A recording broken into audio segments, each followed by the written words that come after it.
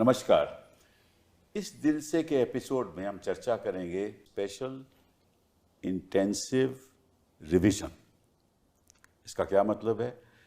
बिहार में चुनाव आने वाला है और इलेक्शन कमीशन ने ये तय किया है कि कई सालों से यहाँ बांग्लादेशी आ रहे हैं, नेपाल से लोग आ रहे हैं और जो हमारा इलेक्टोरल रोल है उसमें कई ऐसे लोग हैं जो नागरिक नहीं हैं। तो ये पता करना बड़ा ज़रूरी है और इसलिए हमें एक special intensive revision electoral roll की हम करेंगे। आपको मालूम होगा कि पहले जब भी चुनाव हुए, अभी 2024 में केंद्र के चुनाव हुए इसी इलेक्टोरल रोल के साथ, उसके बाद पहले असेंबली भी इलेक्शन हुए इसी इलेक्टोरल रोल से। तो कहने का मतलब ये है, तब तो बांग्लादेशी नहीं थे, तब नेपाली नहीं थे तो कोई फ़र्क नहीं पड़ता। लेकिन आज ऐसा लगता है कि बहुत ज़रूरी है पता करना कि जो ऐसे लोग हैं जो वोटर हैं और नागरिक नहीं हैं, उनको वोट का हक नहीं देना चाहिए। अब ये तय कौन करेगा? ब्लॉक लेवल ऑफिसर, कि उसको वोट का हक है या नहीं है। कैसे तय करेगा? क्योंकि वो तय करेगा कि ये एक शख्स जो वोटर है, जिसका इलेक्टोरल रोल में नाम भी हो सकता है या नहीं भी है, वो नागरिक नहीं है। अब क्या ब्लॉक लेवल ऑफिसर को ये अधिकार है या नहीं, इसके बारे में मैं संक्षेप में कुछ बताऊंगा। हमारा एक एक्ट है कॉल्ड द सिटीजनशिप एक्ट।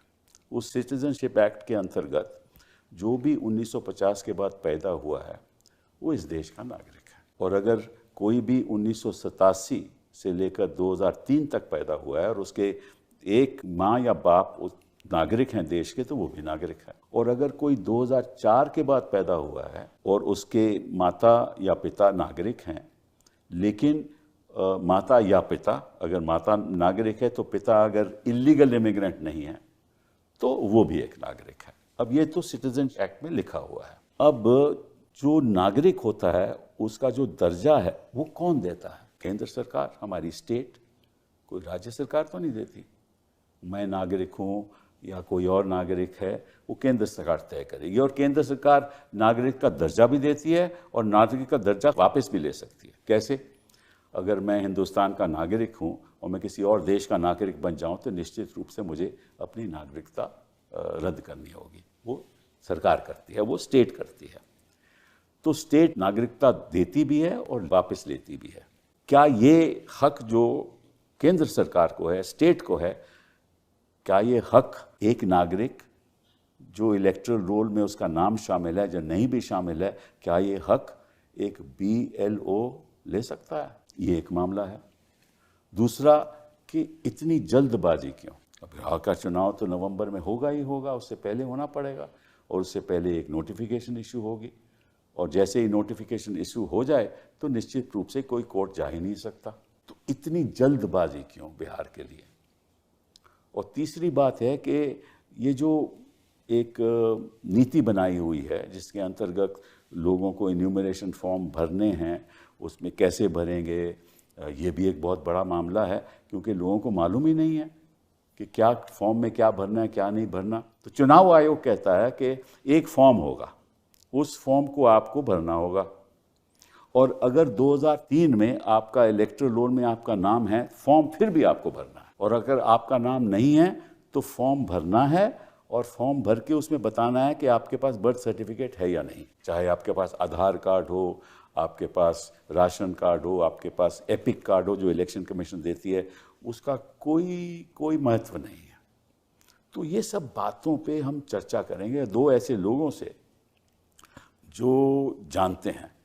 एक तो जानता है कि ज़मीनी क्या हो रहा है और दूसरा जानता है, क्योंकि वो इलेक्शन कमिश्नर खुद रहे, कि इलेक्शन कमीशन का क्या ये हक है या नहीं है, किस तरह से इसको करना चाहिए। तो लवासा साहब, thank you very much for being here.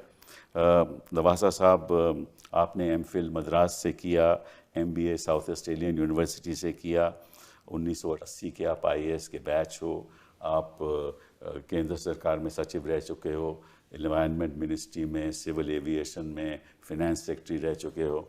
फिर उसके बाद आप इलेक्शन कमिश्नर बने 2018 से 20 तक, और फिर आपने रिज़ाइन कर दिया और उसके बाद फिर आप ADB में चले गए और वहाँ आपने 2023 तक ADB के साथ काम किया और फिर आप हमारे साथ आज खड़े हैं। Thank you very much for being here.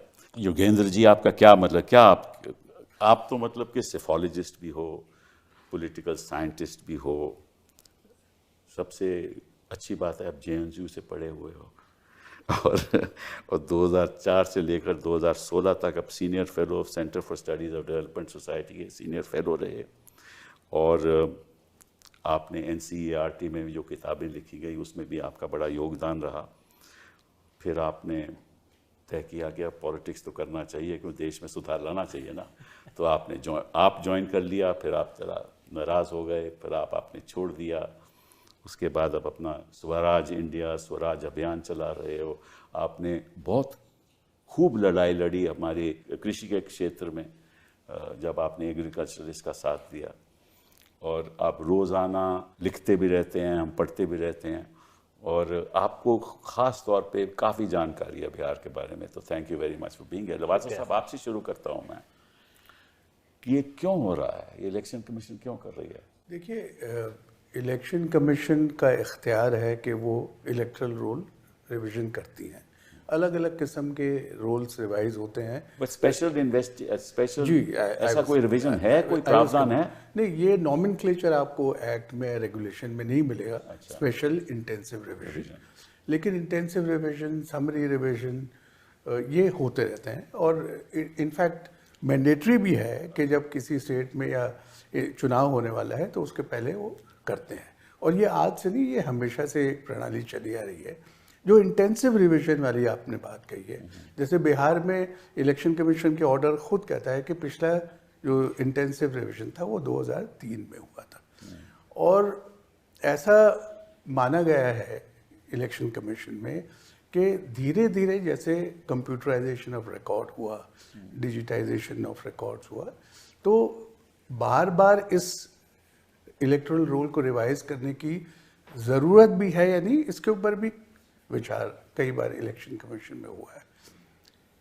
लेकिन ये जो इलेक्टोरल रोल रिवीजन की जो इस बार प्रक्रिया शुरू की गई है, इसमें जैसा आपने कहा कि 3 मुख्य मुद्दे, वो कोर्ट ने भी इन्हीं मुद्दों को आइडेंटिफाई किया कि इख्तियार है आपका, प्रणाली क्या है, और समय ठीक है या नहीं। बिल्कुल बिल्कुल।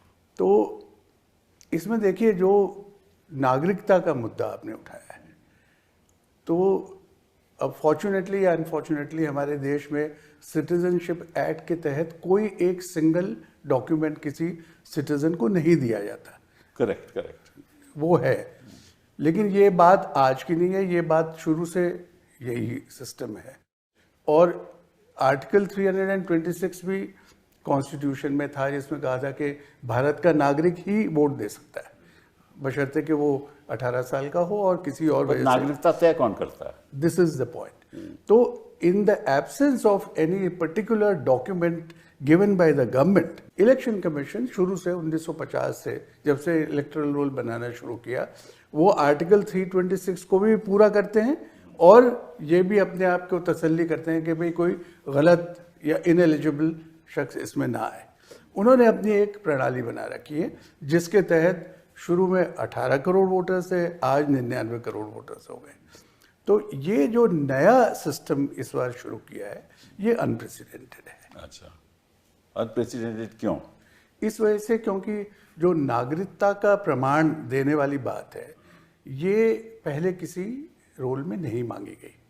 लेकिन ये ज़रूर है कि जो भी क्लेम करता है कि मुझे वोटिंग राइट मिलना चाहिए, वो सर्टिफाई करता है कि मैं सिटीजन हूँ इस कंट्री का, और वो अपनी डोमिसाइल का, बर्थ का प्रूफ देता है। वो कैसे प्रूफ देगा अगर वो है ही नहीं उसके पास? क्योंकि अभी जो उन्होंने 11 डॉक्यूमेंट लगाए हैं, जो ऑर्डिनरी प्रोसेस है उसकी बात कर रहा हूँ। अगर आप कभी भी शुरू से देखें, जब वोटर अपने आप को रजिस्टर कराने जाता है, इवन आज भी अगर कोई नया वोटर बनना चाहता है, तो इलेक्शन कमीशन ने कहा है कि भाई ये फॉर्म है, ये भर दीजिए, ये डॉक्यूमेंट्स है, ये इनमें से कोई डॉक्यूमेंट दे दीजिए जिससे ये पता चले कि आप वहाँ रहते हैं, और उसके बाद में एक फिजिकल वेरिफिकेशन का प्रोसेस है। तो मेरा कहने का मतलब ये है कि चाहे कोई नया वोटर बनना चाहे ऑन गोइंग सिस्टम में, क्योंकि जैसा आपको पता है आजकल तो साल भर आप वोटर बन सकते हैं, क्योंकि 4 कट ऑफ डेट बनी है, पहले 1 होती थी। करेक्ट।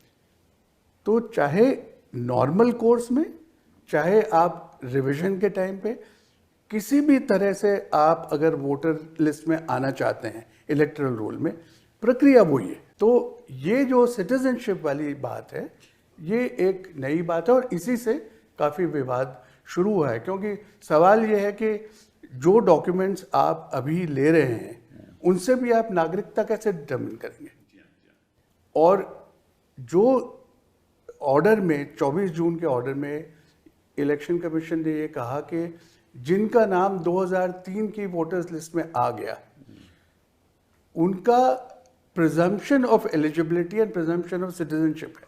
तो लेकिन फॉर्म तो फिर भी उनको भरना पड़ेगा, और अगर नहीं भरेंगे तो वो भी इलेक्टर वोटर लिस्ट का उनका नाम कट जाएगा। लेकिन उसका मतलब ये भी हुआ कि इनडायरेक्टली आप ये कह रहे हैं कि 2003 के बाद जो लोग आए हैं, जब तक वो सेटिस्फैक्ट्री प्रोसीजर पूरा नहीं करते तो उनके वो सिटीजन नहीं है।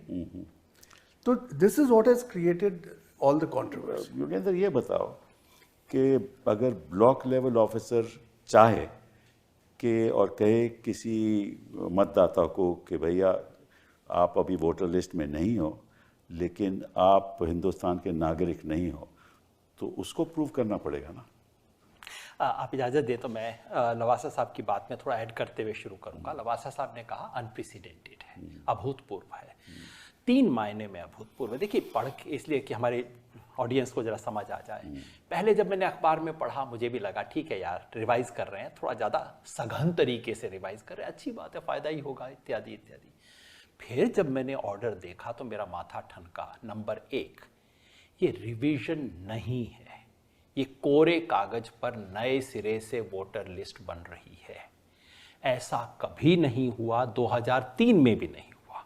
ये बार बार कहते हैं 2003 में इंटेंसिव रिवीजन हुआ था। मैंने कोई उस ज़माने में इलेक्शन कमीशन में थे जिन्होंने प्राइवेटली मुझसे बात की, उन्होंने देखो 2003 में हमने कोई कोरे कागज़ पे नई लिस्ट बनाई थी, कंप्यूटराइजेशन जस्ट हुआ था, हम कंफर्म करना चाहते थे।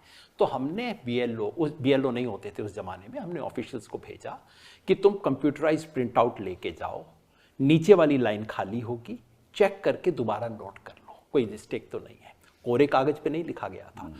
पहली बार कोरे कागज़ पर इलेक्शन वोटर लिस्ट बन रही है। पहली बार चुनाव से 3 महीना पहले बन रही है। 2003 में नहीं हुआ था। पहली बार ओनस शिफ्ट हो गया। ये बहुत महत्वपूर्ण बात है जिस पे मैं कहना चाहता हूँ। आज तक हिंदुस्तान में, देखिए हम अमेरिका नहीं है, अमेरिका और हमारे सिस्टम में फंडामेंटल डिफरेंस है। अमेरिका में ये है कि तुम्हारी जिम्मेवारी है, अपना वोट डालो, रजिस्ट्रेशन करवाओ, नहीं करवाया तो ठन ठन गोपाल, नहीं मिलेगा तुम्हें। इसलिए अमेरिका में पिछले साल मैंने चेक किया, सिर्फ 74% लोग जो 18 साल से ज़्यादा उम्र के थे वो वोटर लिस्ट पे थे। अमेरिका में 1/4 लोग वोटर लिस्ट पे ही नहीं होते। हमारा सिस्टम अलग है। हमारे सिस्टम में सरकार की, इलेक्शन कमीशन की जिम्मेवारी है कि घर घर जाए, सबका नाम एनरोल करे। हमारे यहाँ पिछली बार 96% लोग थे वोटर लिस्ट पे, इतना फ़र्क है। पहली बार इस देश की हिस्ट्री में इलेक्शन कमीशन जिम्मेवारी वोटर के कंधे पे डाल रहा है। तुम अर्जी दो तो तुम्हारा होगा, नहीं दोगे तो नहीं होगा। लवासा साहब ठीक कह रहे हैं। अगर बनी हुई वोटर लिस्ट में मान लीजिए मैं कल चंडीगढ़ चला जाऊं, मेरे को चंडीगढ़ में नाम डलवाना है तो मैं अर्जी दूंगा। लेकिन नॉर्मली अगर मैं वहां रहता हूं, मैं अर्जी नहीं देता, कोई मेरे घर आता है और मेरा नाम लिखता है। पहली बार हिंदुस्तान के इतिहास में ओनस शिफ्ट कर दिया गया है। और चौथी नई अनप्रेसिडेंटेड बात, पहली बार हर व्यक्ति से सबूत मांगा जा रहा है। सबूत 2 तरह के हो सकते हैं। अगर क्या सबूत मांगा जा रहा है, जरा दर्शकों को जी बिल्कुल, आप समझिए। इलेक्शन कमीशन का जो ओरिजिनल ऑर्डर था वो बता देता हूँ, और उसके बाद जो बदल रहे हैं वो भी बता देता हूँ कहानी। ओरिजिनल ऑर्डर कहता था कि अगर आपका 2003 की लिस्ट में नाम है, अब 2003 क्यों जादू की चीज़ है मुझे अभी तक समझ नहीं आया, कि 2003 की लिस्ट में नाम है तो आपको अपने लिए कोई प्रूफ देने की ज़रूरत नहीं है, बस सिर्फ 2003 की लिस्ट का जीरोक्स कॉपी लगा दीजिए। अगर आपका 2003 में नाम नहीं है और आपकी उम्र जैसा आपने बताया 1987 से 2003 के बीच में पैदा हुए हो, तो आप अपना तो लगाओ ही, अपने माँ बाप का बर्थ और प्लेस का सर्टिफिकेट भी लगाओ। ये बिल्कुल ऑर्डर में लिखा हुआ है। जी, सही है। और अगर आप 2004 के बाद पैदा हुए हो, अपना भी लगाओ, माँ का भी लगाओ, बाप का भी लगाओ। इलीगल इमिग्रेंट अगर नहीं है जी, मतलब आप सर्टिफिकेट लगाओ, नहीं लगाओगे तो इलीगल माना जाएगा, है ना। अब ये 3 चीजें मांगी, 3 तरह की कैटेगरी मांगी। अब रियलिटी में क्या हुआ, जब हुआ मैं तो पहले दिन मैंने कह दिया, देखना अभी नोटबंदी वाला खेल होगा, क्योंकि हो तो सकता नहीं, आप भी जानते हैं। तो वोट बंदी है ना, ये नोटबंदी थोड़ी नहीं है। इस वोट बंदी में नोटबंदी वाला खेल होगा कि अब देखना हर तीसरे दिन सर्कुलर आएगा इसको बदलने के लिए। लेकिन मैं गलत निकला साहब। मैंने सोचा था कि जैसे आरबीआई करता है ना, हर तीसरे दिन आरबीआई ने नोटबंदी में किया था, हर दुनिया जानती है, आज से ये नियम बदल गया, कल से ये नियम बदल। इलेक्शन कमीशन उससे भी आगे निकल गया साहब, उसने सारे नियम बदल दिए बिना कोई घोषणा के। पहले उन्होंने कहा कि जिसके माँ बाप का नाम 2000, अगर आपका 2003 में नहीं है लेकिन आपके माँ बाप का है, तो माँ बाप का बर्थ सर्टिफिकेट देने की जरूरत नहीं है, सिर्फ आप जीरोक्स लगा दीजिए 2003 का उनका। बात ठीक है, लेकिन कहीं नोटिफिकेशन नहीं है इसका, सिर्फ ये प्रेस रिलीज में कह दिया गया। दूसरा चेंज ये किया गया, जब उन्हें पता लगा कि तो हो नहीं सकता, तो दूसरा चेंज ये किया गया कि अभी आप सर्टिफिकेट मत लगाइए, सर्टिफिकेट बाद में लगा देना, अभी तो आप अपना पूरा फॉर्म भर के फोटो लगा के सिग्नेचर करके दे दीजिए, सर्टिफिकेट बाद में लगा देंगे। तीसरा चेंज ये हुआ कि आप फोटो भी मत लगाओ। ये बहुत इंपॉर्टेंट है सिब्बल साहब, अगर आपको फोटो भी नहीं लगानी तो दरअसल आपको भरने की जरूरत ही नहीं है। बीएलओ घर पे बैठ के सब भर सकता है, क्योंकि बीएलओ के पास सारी इंफॉर्मेशन तो पड़ी है, ऑलरेडी है। उसको दो चीजों की जरूरत है, आपकी फोटो और सिग्नेचर। सिग्नेचर तो आप जानते हैं कैसे बनते हैं इस देश में, है ना, और फोटो की जरूरत नहीं है। तो अब ये चौथे क्लैरिफिकेशन के बाद, अब ये परिवर्तन के बाद ये खेल शुरू हुआ कि अब बीएलओ बैठ के घर में बनाना शुरू कर दिया। और उसके बाद पांचवा भी हुआ है सिब्बल साहब, वो ये हुआ है कि पटना जैसे शहरों में, और बिहार के चीफ इलेक्टोरल ऑफिसर ने कहा है कि हाँ हमने शहरों में अलाउ किया है, जो इलेक्शन कमीशन वाला फॉर्म था उस फॉर्म को ही छोड़ दिया। तो कौन सा फॉर्म दे रहे हैं? एक मन का बनाया हुआ फॉर्म दे रहे हैं। देखिए, इलेक्शन कमीशन के गाइडलाइंस में क्लियरली था, आपके घर में बीएलओ आएगा, आपको एक फॉर्म देगा, उस फॉर्म पे एक नहीं दो, आपको दो कॉपीज दी जाएंगी फॉर्म की। उस फॉर्म पे आपका नाम होगा और आपकी फोटो जो कि वोटर लिस्ट में छपी हुई थी अब तक, वो फोटो छपी हुई होगी, आपको उस फोटो के साथ अपनी नई फोटो चिपकानी पड़ेगी। सही बात। अब पटना वगैरह में, और ये बिल्कुल ऑफिशियली कंफर्म्ड है, तमाम शहरों में अब वो फॉर्म बांट रहे हैं जिसमें कोई नाम नहीं है, कोई फोटो नहीं है, वो फॉर्म तो आप और मैं छपवा सकते हैं। तो ये 5 बदलाव तो उनके पास है ही, वो तो कोई भी कर लेगा साहब। तो 5 बदलाव हुए हैं। सिग्नेचर आप जानते हैं देश में कैसे होते हैं, और मैं वेट कर रहा हूं कि इनको अपलोड किया जाए। और मैं गारंटी से कहता हूं सिब्बल साहब, आपके शो पे कह रहा हूं, गंभीरता से कह रहा हूं, वकील का मामला है, कि आप एक गांव का मुझे दिखा दीजिए अपलोड करके, मैं आपके सिग्नेचर चेक करके आपको बता दूंगा ये फ्रॉड है। साधारण भाषा में कहूं, टोटल ये चल रहा है एकदम कागजी काम। चलिए मैं आपसे मतलब कि एक सीधा सवाल पूछता हूँ, ये क्यों फ्रॉड हो रहा है? अगर आपके हिसाब से फ्रॉड है, क्यों? देखिए, फ्रॉड इसलिए है सर कि मैं उन बेचारों को बिल्कुल दोष नहीं देता, ना मैं सीईओ को दोष देता हूँ, ना बेचारे बीएलओ को दोष देता हूँ। अगर दिल्ली में बैठ के आप तुगलकी फरमान निकालोगे और ऊपर से दिल्ली से फोन करोगे, अभी मेरे को नंबर दिखाओ, अरे नंबर क्यों नहीं बढ़ रहे हैं, तो भाई बेचारा बीएलओ क्या करेगा? आपने देखा होगा इंडियन एक्सप्रेस में रिपोर्ट छपी है, बीएलओ का मकसद होता है ना, इनका मकसद मंशा क्या है? ये बताइए ना इस बात। आप राजनीति पे सवाल पूछ रहे हैं, आप भी राजनीति में, मैं भी राजनीति में। क्यों नहीं? देखिए, महाराष्ट्र में और बाकी स्टेट्स में वोटर लिस्ट में हेराफेरी हुई, लेकिन वो परचून की हेराफेरी थी, पीछे के दरवाजे से हेराफेरी हुई, बढ़ा दी गई वोटें, वोट बढ़ी, किसी को पता नहीं लगा, ऑपोजिशन को भी पता नहीं लगा, रिजल्ट आने के बाद उन्हें पता लगा, पिछले दरवाजे से कर दिया। फिर उसके बाद ऑपोजिशन ने खूब शोर मचाया कि ये तो फ्रॉड हो रहा है। आप लोकसभा इलेक्शन और विधानसभा इलेक्शन के बीच में लगभग 50 लाख से ज्यादा वोट बदल गए, है ना। 40 नेट 40 थे, लेकिन मान लो 48 लाख बढ़े और 9 लाख कटे, मतलब कुल 56-7 लाख का हेराफेरी हो गई। ऑपोजिशन ने पंगा उठाया, बिहार पे अब अलर्ट हो गए। तो अब पिछले दरवाजे की चोरी तो हो गई है मुश्किल, तो उसका क्या तरीका है? अब आप फ्रंट डोर से कीजिए। ये फ्रंट डोर से वोटर लिस्ट पे कब्जा करने और चुनाव की चोरी करने का खेल है। अब आप कहेंगे ये खेल तो बीजेपी का होगा, बेचारा इलेक्शन कमीशन कहां से आ गया इसके बीच में? लवासा साहब, मैं कुछ नहीं कहता, मैं तो कोई भी व्यक्ति कहेगा, और ये बात टीवी के ऊपर लोग कहते हैं इलेक्शन कमीशन की स्वतंत्रता। मैं तो इतना ही कहूंगा कि जो भी है वो जीतना चाहते हैं चुनाव। सर मैं तो कहता इतना ही हूं, कह सकता हूं। जब टीवी पे मैं सुनता हूं अरे इलेक्शन कमीशन का फैसला है वो तो स्वतंत्र है, मुझे वो याद आता है कि खुशी से मर ना जाते अगर एतबार होता। करेक्ट, सही क्या क्या खेल हो रहा है आप बताइए। इलेक्शन कमीशन डिसीजन लेता है, बीजेपी के लोग जस्टिफाई करते हैं। कोर्ट में आप उस दिन हियरिंग हुई, जी हाँ, जी हाँ। कोर्ट में हियरिंग हुई, कोर्ट का फैसला आया, आधे घंटे में बीजेपी ने क्लैरिफाई करके स्पिन दिया और सारे मीडिया ने उस स्पिन को चलाया। ये हो क्या रहा है इस देश के अंदर? अभी आते वक्त मैं एक चुटकुला पढ़ रहा था, खराब है लेकिन इजाजत दीजिएगा। वो चुटकुला कहता है कि इलेक्शन कमीशन ने बीजेपी के साथ कोएलिशन नहीं किया है, ये बिल्कुल अफवाह है। इलेक्शन कमीशन ने तय किया है कि हम बाहर से सपोर्ट करेंगे। अब इस तरह के चुटकुले चल रहे हैं, आप बताइए क्या स्थिति हो गई। लवासा साहब, बिहार की स्थिति सोचिए आप कि जो लिटरेसी है बिहार में वो 61.8% है, नेशनल एवरेज 72.98% है। मतलब कि लोग वहाँ पढ़े लिखे नहीं हैं, पहली बात तो ये। वहाँ लोएस्ट पर कैपिटा इनकम है, कमाई लोएस्ट है पर कैपिटा। वहाँ 88% लोग देहात में रहते हैं, 88% लोग देहात में रहते हैं। और 9.3 मिलियन लोग, मतलब कि लगभग 1 करोड़ लोग माइग्रेंट हैं, मतलब कि गुजरात में जाए गए या कहीं और मिले नौकरी के लिए। और 38 में से 28 ऐसे डिस्ट्रिक्ट हैं जो मॉनसून के टाइम में, बारिश के टाइम में वो फ्लड हो जाते हैं। इस स्थिति में मैं आपसे पूछना चाहता हूँ, एज एन आप इलेक्शन कमिश्नर रहे हैं, इस स्थिति में आप बताइए कोई 1 करोड़ लोग जो माइग्रेंट है उसको क्या पता कि बिहार में क्या होने वाला है, कौन सा फॉर्म उसको फिल करना है। अगर वो नौकरी कर रहा है कहीं, उसका जो एम्प्लॉयर है वो कहेगा कि मैं आपको छुट्टी नहीं देता, क्योंकि उसको आकर फिल करना है। फिर ये कहते हैं हम फिजिकल वेरिफिकेशन करेंगे, मतलब कि उसके घर जाकर ये तय करेंगे कि वही आदमी है कि नहीं, फिर उसको दोबारा आना पड़ेगा। इतने गरीब लोग हैं जब बाहर जाते हैं कमाई के लिए, वो दोबारा आएंगे कहाँ से?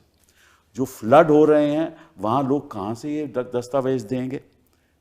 तो ये मतलब कि ये सबको मालूम है कि लाखों लोगों के पास बर्थ सर्टिफिकेट नहीं है, लेकिन ये आधार को नहीं मानते, ये एपिक कार्ड को नहीं मानते, ये राशन कार्ड को नहीं मानते। तो मतलब कि मानते किस चीज़ को हैं फिर ये? देखिए ऐसा है कि जो जो बातें आपने कही वो सब अपनी जगह ठीक है, लेकिन मैं ये कहता हूँ कि अगर ये सब चीज़ें ना भी हो किसी स्टेट में, तब भी इतनी जल्दबाजी में करने का कोई औचित्य नहीं है। ठीक है। मतलब आप अगर नए सिरे से इलेक्टरल रोल बनाना चाहते हैं और अगर आप ये मकसद है कि इनएलिजिबल वोटर्स को नहीं हम इसके अंदर रहने देंगे, ये this is one of the stated objectives. और जो प्रणाली आपने बनाई, ये प्रक्रिया, वो इतनी इलेबोरेट है और जिस किस्म के लोगों से आप डील कर रहे हैं, तो ये ज़रूरी है कि आप एडिक्वेट टाइम, समय दें लोगों को, पहले तो समझाएं और जो स्टेक होल्डर्स हैं उनके साथ बहुत इलेबोरेट बातचीत करें, उनके व्यूज़ जानें कि भाई अगर इस किस्म का हम एक प्रोग्राम चला रहे हैं तो उसको कैसे कार्यान्वित किया जाए। तो मैं ये समझता हूँ कि हमेशा से इलेक्शन कमीशन एक कंसल्टेटिव अप्रोच अपनाता रहा है। इंक्लूसिव, कंसल्टेटिव नहीं, दैट इज इंक्लूसिव। नहीं, एक तो कंसल्टेटिव और दूसरा as far as the people are concern, it's a very inclusive empathetic approach कि भाई कोई बात नहीं, जैसे कहा कि no voter should be left behind, हम आपके पास आएंगे और आपका वोट दर्ज करेंगे, एक ड्राफ्ट बनाएंगे, किसी को ऑब्जेक्शन है तो आप ऑब्जेक्शन करो। तो एक तो ये बात है। दूसरी बात जो हमने पहले भी कर ली, टाइमिंग, कि ये क्या ज़रूरी है कि अब जब 4 महीने रह गए या 3 महीने रह गए इलेक्शन के, तो इस वक्त इसको करना क्यों ज़रूरी है, जब जनवरी इस साल में एक रिवाइज्ड इलेक्टोरल रोल छपा है। पिछले साल जनरल इलेक्शन हुआ है और जो 2003 के बाद 5 जनरल इलेक्शन लोकसभा के और 5 असेंबली इलेक्शन इसी वोटर लिस्ट से बने, इन वोटर लिस्ट में। और जैसा मैंने कहा, प्रक्रिया तो सारी वो की वही है।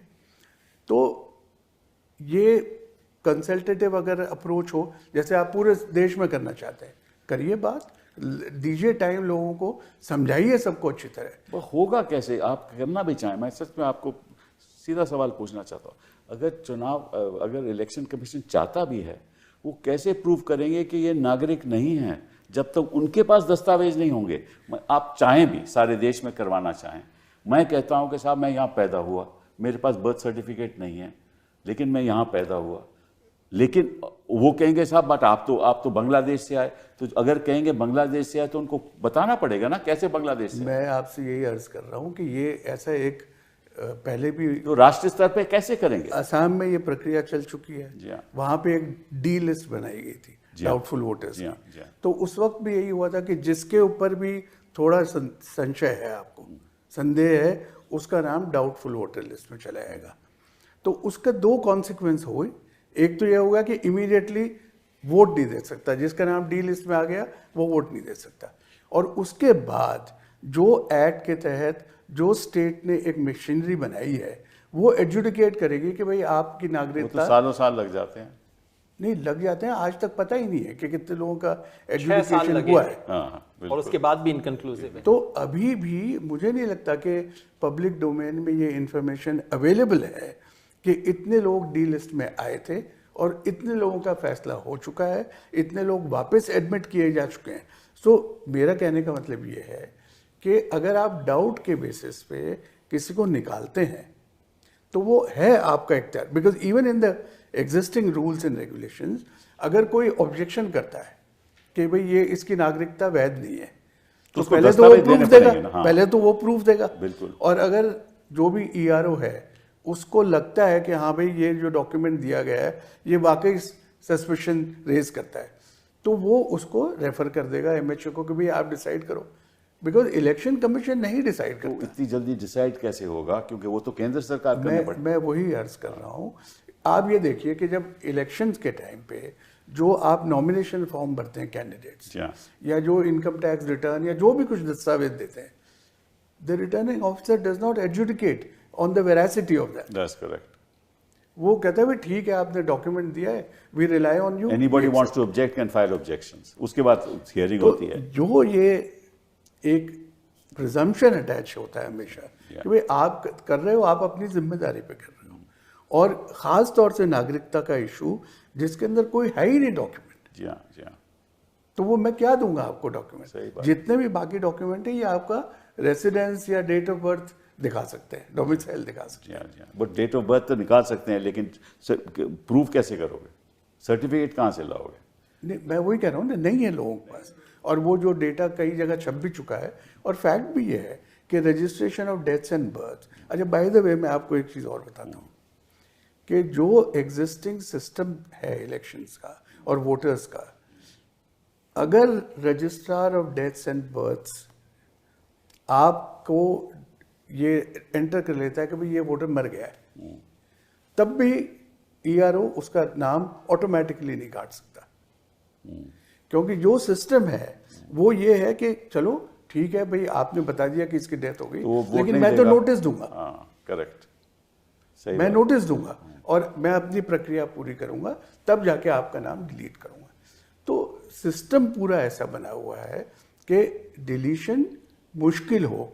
और एक बात और भी जो अप्रिशिएट करनी चाहिए, और इलेक्शन कमीशन का रवैया है ये, जैसे डुप्लीकेट वोटर्स का बहुत मसला उठता है। करेक्ट। कि अब ये एक वोटर की जिम्मेदारी इलेक्टर की कि वो एक जगह से ज़्यादा एनरोल ना करे, फिर भी इलेक्शन कमीशन एक ये रवैया अपनाता है कि कोई बात नहीं, अगर even if it is an offence, मुझे नहीं लगता कि आज तक किसी के खिलाफ कोई केस दर्ज किया है कि आपने दो जगह अपना नाम रखा हुआ है, क्योंकि इलेक्शन कमीशन ये कहता है कि भाई वोट देने तो एक जगह ही आओगे, बिल्कुल सही, तब हम ब्लॉक कर लेंगे आपको। तो ये जो एटीट्यूड रहा है इंक्लूसिव, वो हमेशा से रहा है, और इसी वजह से it has earn the credibility. Yogendra ji, मैं समझ लीजिए मेरा इलेक्टरल रोल पे 2003 पे मेरा नाम है, मैं माइग्रेंट हूँ, यहाँ फ्लड आ गए तो मैं वहाँ रहता हूँ, मुझे फॉर्म तो फिर भी फिल करना है? एब्सोल्युटली, हर एक को। अच्छा, अगर मैंने फॉर्म नहीं फिल किया, मेरे एम्प्लॉयर ने कहा कि सर मैं नहीं जा सकता, तो मेरा वोटर नाम, मैं वोट नहीं दे पाऊंगा। आप इलेक्शन कमीशन को ठीक से समझ नहीं रहे हैं सब्बल साहब। देखिए इलेक्शन कमीशन ने कई सालों से कोशिश कर रहा हूं। नहीं, आप नहीं समझते ना। देखो इलेक्शन कमीशन कह रहा है कि हर दिहाड़ी का मजदूर जो कि दिल्ली बम्बई में काम करता है, जो यहाँ पे गेट पे खड़ा होकर चौकीदारी करता है, जो मशीनरी का काम करता है, वो साथ में लैपटॉप तो रखता ही होगा अपने साथ। हाँ, जरूर। तो आप लैपटॉप से डाउनलोड कर लीजिए, इलेक्शन कमीशन ने दिया है। तो हर दिहाड़ी का मजदूर अपने लैपटॉप से डाउनलोड कर लेगा और उसके बाद उसमें अपने फोटो, अपने सारे डॉक्यूमेंट्स को अपलोड भी कर देगा। अब ये बताइए, ये बात आपको समझ नहीं आती? इलेक्शन कमीशन कह रहा है, मैं नहीं कह रहा। ये सब इनके प्रोविजंस हैं।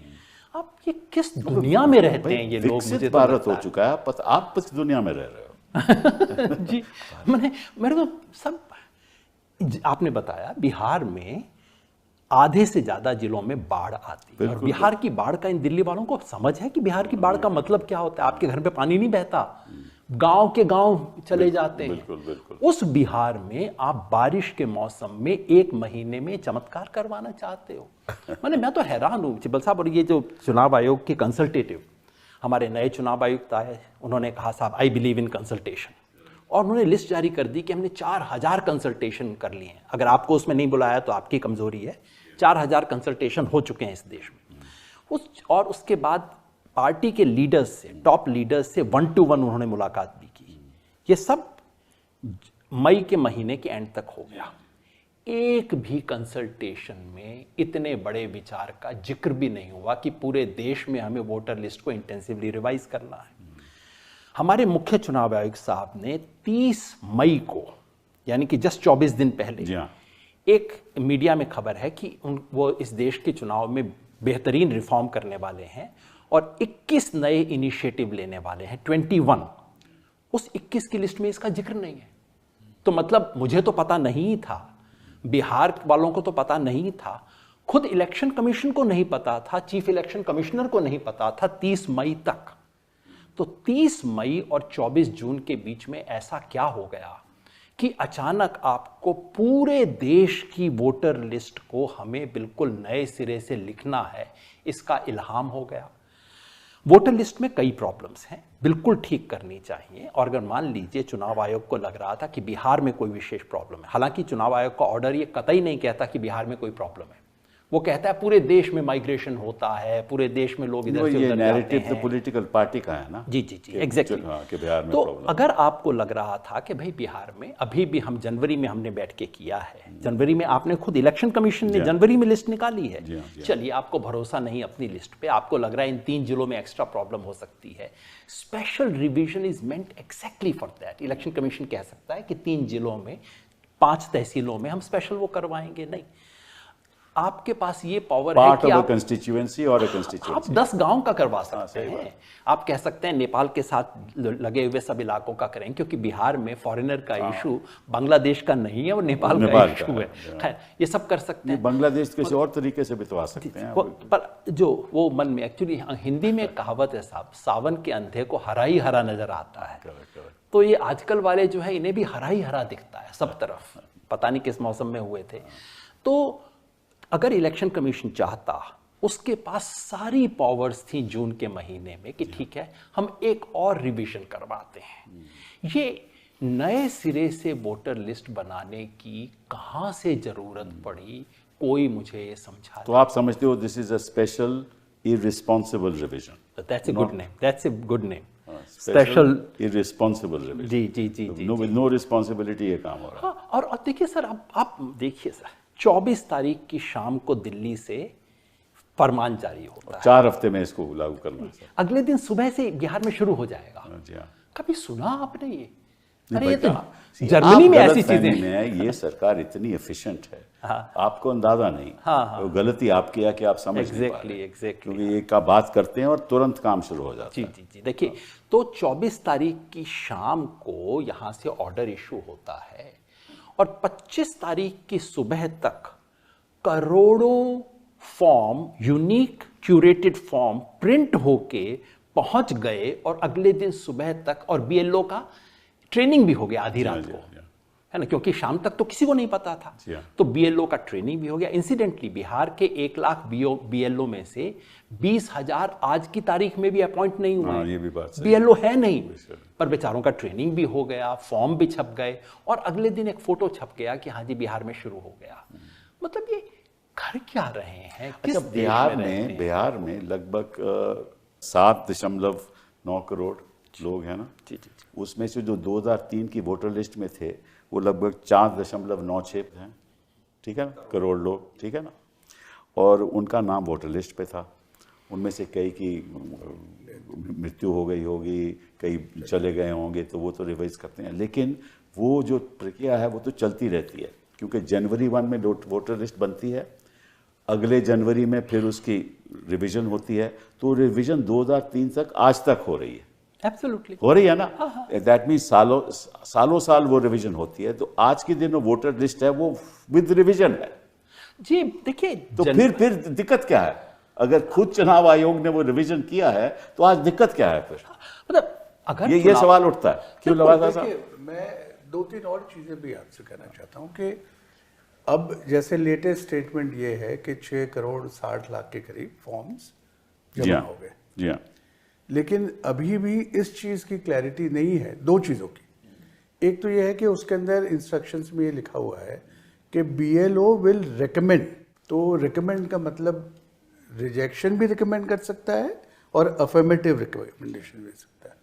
अगर फॉर्म के साथ डॉक्यूमेंट्स नहीं है तो मैं क्या रिकमेंड करूंगा, कैसे रिकमेंड करूंगा? एक चीज। दूसरी चीज ये है कि अगर जितने लोगों ने फॉर्म जमा किए और दस्तावेज नहीं दिए, तो अब से लेके या 1 अगस्त से लेके आइंदा 30 अगस्त तक उनको वो दस्तावेज देने हैं या नहीं देने हैं। अगर देने हैं तब तो we are where we were earlier, और अगर नहीं देने तो ERO कैसे फैसला करेगा कि भाई whether you fulfil the necessary conditions और नॉट। तो बिना दस्तावेज के तो वो फैसला कर ही नहीं सकता, तो दस्तावेज तो देने पड़ेंगे। तो अब फिर वो रिंगमेरोल फिर से शुरू होगा। और रही बात ये कि भाई अब सुप्रीम कोर्ट ने कहा है कि 3 को और कंसिडर करिए, तो चलिए अगर वो कंसिडर भी करते हैं, लेकिन मुझे ये लगता है कि इसके अंदर जो बेसिक इश्यूज हैं वो 2 हैं। एक तो ये है कि आप किस आधार पर ये कहते हैं कि 2 क्लास ऑफ इलेक्टर्स हैं, 2003 से पहले 2003 के बाद, वो सिटीजन माने जाएंगे, आपको दस्तावेज देने पड़ेंगे। और फिर जो 2003 के बाद के जो वोटर्स हैं, इलेक्टर्स हैं, उनमें आप फिर एक 3 डिविजन्स कर देते हैं, 87 से पहले, 87 से 2004, 2004 के बाद। तो क्या ये सिस्टम हमेशा जारी रहेगा? ये प्रिजम्पशन ऑफ सिटीजनशिप क्या ये जारी रहेगा बाकी केसेस में भी? I think these are fundamental questions and you are a legal person. वो तो खैर हम कोर्ट में बहस करेंगे, वो तो अलग बात है।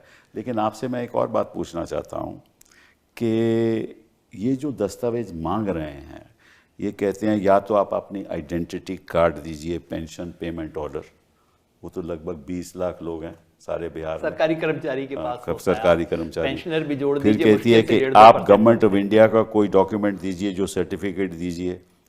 नहीं सर, पूरा नहीं, गवर्नमेंट ऑफ इंडिया का ऐसा सर्टिफिकेट दीजिए जो कि 1987 से पहले इशू हुआ। हाँ, बिल्कुल बिल्कुल। आप अपनी जेब में लेके चलते हैं 1 जुलाई 1987। आपने आर्काइव खोल रखी है 87 से पहले का सर्टिफिकेट। फिर आप बर्थ सर्टिफिकेट दीजिए issued by an authority. Bihar में 2.8% लोगों के 7 लाख लोगों के बर्थ रजिस्टर हुए हैं फ्रॉम 2007 टू 2025। रजिस्टर होने से भी आपको सर्टिफिकेट नहीं मिलता। हाँ, रजिस्टर तो सरकार के दफ्तर में। बिल्कुल, बिल्कुल, इसको नेशनल फैमिली हेल्थ सर्वे ने चेक किया था बिटवीन 2001 एंड 2005, जो कि रेलेवेंट पीरियड है हमारे लिए। उसमें सिर्फ 2.8% लोगों के पास बर्थ सर्टिफिकेट था। उस कैटेगरी में ना आप हैं, ना मैं हूं, ना पॉसिबली आप हैं। फिर कहते हैं या तो पासपोर्ट हो, 2.4% लोगों के पास पासपोर्ट है, 2.4, या मेट्रिकुलेशन सर्टिफिकेट हो, ग्रेजुएशन सर्टिफिकेट हो। तो इसमें तो कितने ही ड्रॉप आउट्स होते हैं। मैं तो मंत्री भी रहा हूँ, मतलब कि सैकड़ों लोग ड्रॉप आउट कर जाते हैं। ले दे के देखिए, ले दे के एक ही सर्टिफिकेट सबसे बड़ा है, वो है मैट्रिक वाला। इसके बारे में वैसे तो लोगों ने 14-15% का आंकड़ा दिया है, मेरे ख्याल से वो ठीक नहीं है। वो बिहार के एक सर्वे से है, वो ठीक नहीं है। अगर हम 20 से 40 उम्र वालों को देखें, क्योंकि 40 से ज़्यादा वालों का तो 2003 में ऑटोमेटिकली नाम आ जाएगा, तो मैं बिल्कुल प्रिसाइज देखने की कोशिश कर रहा हूँ। 20 से 40 साल की उम्र वालों में ये 40% के करीब है। ठीक है, 40 मैंने मान लिया। और ये देखिए इस 40 में आपका पासपोर्ट भी आ गया, करेक्ट, उसमें आपका बाकी लोग सरकारी भी नौकरी भी आ गई, जी हाँ। उसमें कास्ट सर्टिफिकेट भी आ गया, क्योंकि बिना मैट्रिक वाला कास्ट सर्टिफिकेट लेने जाएगा ही नहीं। सही बात। तो सारे आपके कवर हो गए, बाकी 60% का क्या होगा? फिर forest right certificate sir forest right 1.6% आदिवासी को मिलता है। बिहार में आदिवासियों की पॉपुलेशन 1.3% है, That's right. और बिहार में आज तक केवल 913 केसेस में पट्टा दिया गया है, 913 आउट ऑफ 8 करोड़। फिर ओबीसी, एससी एंड एसटी, इसका भी एस्टिमेट हो चुका है जी। बिहार में एसटी का तो कोई मतलब ही नहीं है, बिल्कुल। ओबीसी एसटी में अप्रोक्सीमेटली 38% के करेक्ट, पास है, एंड एससी में 20% के पास है, अपर कास्ट 16%। अति सर ओबीसी में 16 है। तो टोटल तीनों को मिला दें तो टोटल बिहार का 16% है। बिहार में टोटल 16% के पास कास्ट सर्टिफिकेट है, और जैसे मैंने कहा कास्ट सर्टिफिकेट वही लेगा जिसने मैट्रिक की होगी, नहीं तो कोई लेगा ही क्यों। अब एक चीज और बिहार में शुरू हुई है, रेजिडेंस सर्टिफिकेट, आवास प्रमाण पत्र, जो कि आपको मिल सकता है। कोई लेता नहीं था, लेकिन अब एक एक जिले में 2-2 लाख एप्लीकेशन शुरू हो गई है। अच्छा, आवास प्रमाण पत्र कैसे मिलेगा? मजेदार कहानी है साहब, सुनिए। आवास प्रमाण पत्र आपको क्या दिखा के मिलेगा? आधार कार्ड। अच्छा। तो आधार कार्ड दिखा के आप आवास प्रमाण पत्र ले आइए, वो वैलिड है, पर आप आधार कार्ड दिखाएंगे तो इनवैलिड है। अब देखिए, I mean what farce the whole thing is. तो फिर बट सिंपल साहब, एक again because you are a legal person, तो क्या ये माना जाए कि जो इलेक्टोरल रोल में आ गए after this, they are deemed to be citizens and no question can be raised about them? नहीं, not at all. Then The why the problem is the following, कि ये हक केवल as I said to you सरकार, केंद्र सरकार का है। ये कोई राज्य सरकार तो इसको क्वेश्चन कर नहीं सकती, ना इलेक्शन कमीशन क्वेश्चन कर सकती। कोर्ट ने साफ कहा कि ठीक भाई है। आपका काम नहीं है, आप क्यों कर रहे हो? अच्छा, जो क्वेश्चन करेगा उसको दस्तावेज देने पड़ेंगे कि ये आप नागरिक नहीं हो। उसका एक प्रोसेस होना चाहिए, नोटिस होना चाहिए, दस्तावेज उसको मिलेंगे जिसके खिलाफ ये कार्रवाई हो रही है, वो जवाब देगा, फिर उसकी सुनवाई होगी, फिर उसका फैसला होगा, फिर वो कोर्ट में जाएगा, फिर वो अपील में जाएगा, फिर सुप्रीम कोर्ट जाएगा। तब तक तो कई सालों को वोटर ही नहीं रहेगा। इसीलिए मैं कह रहा हूँ कि जो लफ्ज इस्तेमाल किया है कि 2003 तक जो लोग हैं उनकी एविडेंशियली वैल्यू ऑफ एलिजिबिलिटी, वो कैसे एंड प्रिजम्पशन ऑफ वो कैसे मान रहे हैं? वही वो इंपॉर्टेंट कैसे मान रहे हैं आप बताइए? क्योंकि उनका वोटर लिस्ट पे नाम है तो उनकी नागरिकता कोई क्वेश्चन नहीं कर सकता। सर 2003 में ऐसी क्या जादुई चीज हो गई थी जो 2003 में कोई सर्टिफिकेट नहीं मांगे गए थे, कोई सिटीजनशिप का टेस्ट नहीं था। अब ये है 2003 में आपने ऐसा क्या काम कर दिया जिससे 2003 की लिस्ट तो ठीक है और 2007 की लिस्ट ठीक नहीं है, 2010 की लिस्ट ठीक नहीं है, क्योंकि 2003 में कोई डॉक्यूमेंट नहीं मांगा गया, कोई सिटीजनशिप का टेस्ट नहीं हुआ, बिल्कुल रूटीन रिवीजन था जैसे बाकी, बस उसका नाम इंटेंसिव समरी रिवीजन हर साल उसका नाम इंटेंसिव था, बाकियों का नाम समरी था। एक और इंपॉर्टेंट बात है सर, और वो आपने खुद सुप्रीम कोर्ट में उठाई थी। हिंदुस्तान के कॉन्स्टिट्यूशन का आर्टिकल 10 आपको प्रिजम्पशन ऑफ कंटिन्यूटी देता है, ये आपने उठाया था कोर्ट में। एक बार अगर आपको सिटीजन मान लिया गया तो उसके बाद आपको प्रिजम्पशन ये होगा कि आप सिटीजन हैं। अब क्या किया, अगर आपने 10 बार वोट दे दिया तो भाई आपको माना गया ना, वोट वही दे सकता है जो सिटीजन ऑफ इंडिया है। आप 10 बार वोट दे चुके हो, प्रिजम्पशन है। उसके बाद मैं कहता हूं कि नहीं, तुम फॉर्म भरो, फॉर्म नहीं भरा तो टाटा बाय बाय, तुम हिंदुस्तान के सिटीजन नहीं हुए। कैसे हो सकता है? Non inclusion is deletion. तो प्रिंसिपल ये रहा कि भाई एक भी शख्स जिसका हक है वोट करने का उसको आप नजरअंदाज नहीं कर सकते।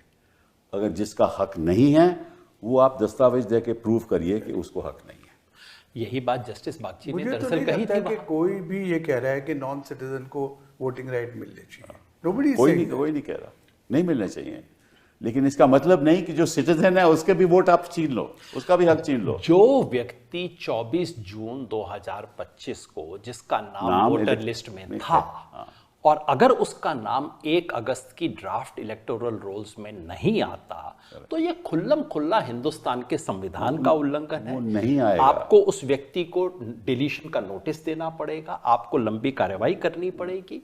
कैसे होगा? योगेंद्र जी वो नोटिस नहीं देंगे, फिर आप कहेंगे कि साहब ऐसे आपने नोटिस नहीं दिया, तब तक चुनाव हो जाएगा, सरकारें बन जाएंगी। यही खेल है सारा, यही खेल है। वो जो कहते हैं ना बस अब धूल में लठ मार दो, इतनी धूल उड़ेगी, जब तक धूल सेटल होगी तब तक काम निपट लेगा। करेक्ट है ना? किस तरीके से ये काम हो रहा है, इसलिए हो रहा है कि जो लोगों का हक नहीं है वोट देने का, उनको शंका है कि ऐसे करोड़ों लोग हैं जिनको हक नहीं है, और इसलिए हम नहीं चाहते कि वो यहाँ वोट करें। एक छोटी सी बात आपसे दोनों से पूछना चाहता हूँ, जो ख़ास तौर पे माइनॉरिटी के लोग हैं, वो तो फॉर्म भरने में भी डरेंगे कि अगर हमने भर दिया तो कहेगा ये तो हिंदुस्तान का नागरिक नहीं है, तो भरेंगे ही नहीं। ये भी हो सकता है। लोग डरते हैं ना कि भाई मैं कई सालों से रह रहा हूँ, कल को ये ना कहें कि मैं नेपाल से आया या मैं बांग्लादेश से आया। ये भी एक भय है लोगों के मन। 3-4 कैटेगरी का खास भय है। माइनॉरिटी का आपने जिक्र किया, महिलाओं की आप स्थिति देखिए, you know it's a double whammy for women. एक तो मैट्रिक, क्योंकि ले दे के खेल मैट्रिक का है, मैट्रिक में बिहार में औरतें पुरुषों से 12-15% पीछे हैं। नंबर 2, औरत से कहा जा रहा है, जिस औरत का नाम 2003 की लिस्ट में था, 18, 19, 20 साल की थी, शादी हो गई, इधर आ गई, उससे कहा जा रहा है तुम साबित करो कि तुम्हारा 2003 की लिस्ट में नाम था। जो उसके बाद है उससे कहा जा रहा है कि तुम ये साबित करो कि तुम्हारे माँ बाप का नाम था। वो कहती है मैं सास ससुर का सर्टिफिकेट दे दूंगी, कहते हैं ना मायके से तुम ये लेके आओ कि तुम्हारे माँ बाप का नाम 2003 में था। तो औरतों के खिलाफ है, माइग्रेंट लेबर का तो आपने जिक्र किया ही, उन सब के खिलाफ है। तो ये ले दे के हिंदुस्तान के इतिहास में डिसएनफ्रेंचाइजमेंट की सबसे बड़ी मुहिम है। एंड सिब्बल साहब, this is exactly what happened in the US in the 19th century. क्योंकि कानून ये बन गया था कि आपको ब्लैक लोगों को वोट तो देना पड़ेगा, पर वोट कोई देने नहीं चाहता था। तो क्या किया? एजुकेशन क्वालिफिकेशन, प्रॉपर्टी क्वालिफिकेशन, ये डॉक्यूमेंट लाओ, वो पूरी दुनिया में डिसएनफ्रेंचाइज करने का फॉर्मूला ही यही है कि डॉक्यूमेंट लाओ। वही खेल हो रहा है। इसलिए मेरा अर्ज है, बिहार में तो देखिए ये हो नहीं सकती एक्सरसाइज। बिहार में तो ले दे के कुछ रिलीफ मिलेगा ही, क्योंकि इस तरह का ये फर्जीवाड़ा जो चल रहा है तो रोकना ही पड़ेगा कहीं ना कहीं। लेकिन मामला सिर्फ बिहार का नहीं है, नहीं, मामला ये तो पूरे देश का है। और इस एक्सरसाइज को एनल करना होगा, क्योंकि अगर नहीं होती तो हिंदुस्तान में यूनिवर्सल चुनाव में हिस्सा लेने का मतलब ही क्या है? बताओ। अब तो फिर तो राजनीतिक दलों को कहना चाहिए ठीक है, आप ऐसा ही करना चाहते हो तो कर लीजिए। ऑनेस्टली मैं तो ये कहना चाहूंगा दलों को। तभी मैं ये कह रहा था कि इस प्रक्रिया में इतनी पेचीदगी है कि जब तक आप लोगों से सलाह मशवरा करें तब आपको ये सारी चीजें समझ में आएगी, और तब आप समय देके इस चीज को करिए। क्योंकि उद्देश्य तो आपका जो आपने कहा है वो ठीक है, मैं समझता हूँ कि ये चीज हो ही नहीं सकती। आप समय दो भी, आप कैसे करोगे? एक चीज मैं और कहना चाहूँगा, लवासा मैं एक छोटा सा डिसएग्रीमेंट कहूँ, आप अनुमति दें तो। अगर आपके पास 4 साल भी हैं तब भी आप ये मत कीजिए, क्योंकि इसमें 2 प्रिंसिपल मेरी प्रॉब्लम है। आप ओनस वोटर पे नहीं डाल सकते। नहीं, मैं ये नहीं कह रहा जी। देखिए, जो पर्पस इन्होंने लिखा है उसके अंदर, उसमें एक पर्पस लिखा है कि इनएलिजिबल वोटर को निकालना है। ये वाली बात नहीं लिखी है कि फलाने जगह में कोई माइग्रेंट आ गए हैं, ये सब नहीं लिखा हुआ। मैं तो ये कहता हूँ कि अगर आपके पास ये इनपुट है कि कहीं किसी डिस्ट्रिक्ट के अंदर बहुत ज्यादा इलीगल लोग आए हुए हैं, आप करिए उसको डिक्लेयर। वो तो इलेक्टरल लो से कोई ताल्लुक नहीं, वो इन्फॉर्मेशन तो इंडिपेंडेंट है। दिस इज नहीं, but even if election commission gets this input कि जी फलाना इलेक्टरल रोल बुरी तरह से इन्फिल्ट्रेट हो चुका है, नहीं, but even that there has to be some there has to be some input, credible and some information, basis, and then you have to do it in consultation with the people. वो भी एक व्यक्ति centric होगा ना। But एक चीज मैं ये तो नहीं कह सकता कि सारे इस डिस्ट्रिक्ट में सारे ही कुछ बैठे हैं कि देखिए, all said and done, election commission has been in existence for 74 years. Not in this form. No, in whatever form. And if this form did not exist earlier, who knows, this form will change again. So that's not the point.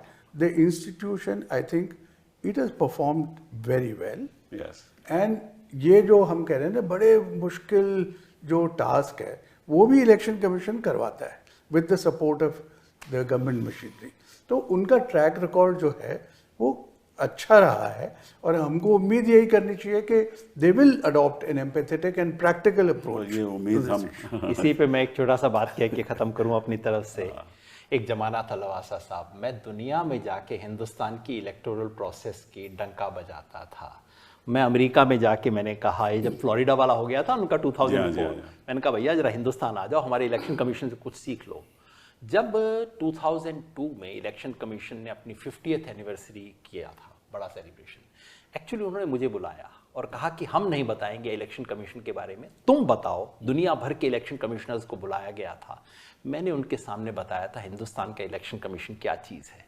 आज मेरा sir शर्म से झुक जाता है, मजाक बना दिया इन लोगों ने इतनी महान इंस्टीट्यूशन का। लेकिन जैसा आप कहते हैं ये दिन भी गुजरेंगे। कौन इंस्टीट्यूशन का मजाक नहीं बनाया, ये सच कह रहे हैं आप, सच कह रहे हैं। स्थिति तो ये है हिंदुस्तान की। सच भी चलिए, वी ऑल होप कि भाई कुछ ना कुछ इससे अच्छा निकलेगा और कोर्ट इसको बारीकी से देखेगी और फिर सुबह होगी। नतीजा पहुंचेगा। बहुत बहुत धन्यवाद आपका। Thank you. Thank you.